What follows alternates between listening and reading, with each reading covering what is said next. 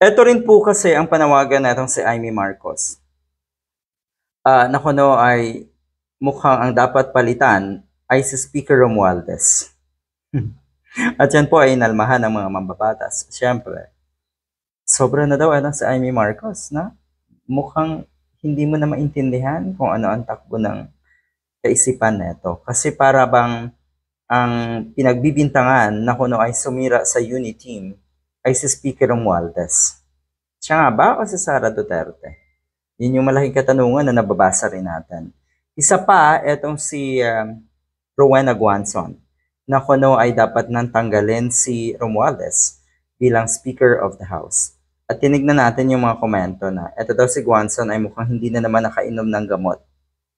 Ang nakikita ng marami nating kababayan kay Guanzon ngayon, deviant. Kakaiba yung ugali niya. Hindi mo maintindihan. No wonder, ganito ang ating bansa. Kasi hindi mo na alam kung sino ang totoong nagmamahal sa ating bansa, kung sino ang totoong may puso para magsilbi sa ating bansa. Nakita niyo 'yan? Nung una, maraming humahanga dito sa isang ito at mukhang nakitaan ng prinsipyo. Kamukhat-mukhat mo, pag personal na interest na pala ang gusto, ang ipinaglalaban, ay nawawala lahat ng prinsipyo na yan. Diba?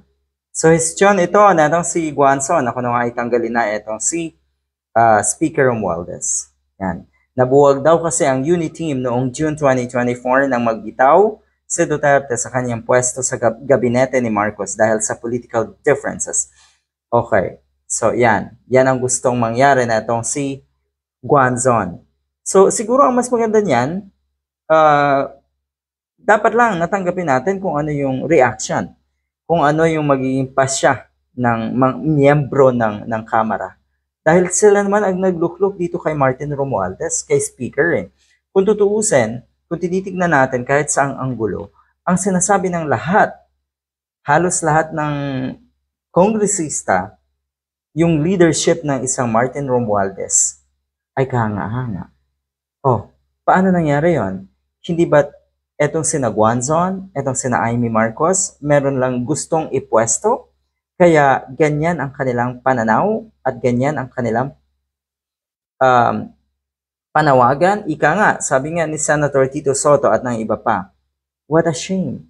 Itong mga ginagawa niyong ito is a big shame.